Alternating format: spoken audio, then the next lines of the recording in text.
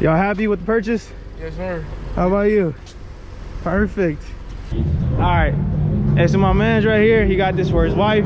He's ready to go. He was hella sketched out, but I told him, hey, here's my channel. Here's the paperwork. I'm the only one with some receipts showing on the actual ad. So look at that smile on his face. He's happy now. So they're about to make it home. And also this setup too, this is a clean ass setup.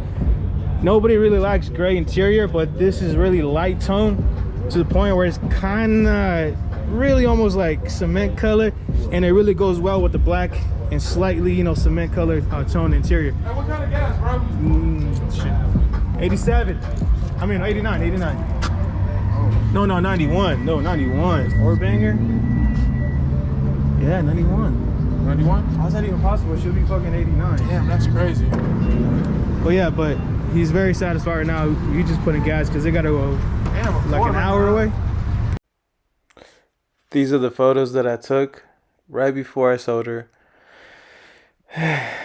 Very sad. Honestly, she was a great car and I loved her. Very, very nice vehicle. Very small too, by the way, but it was very nimble around like the corners and like all those really tight spaces.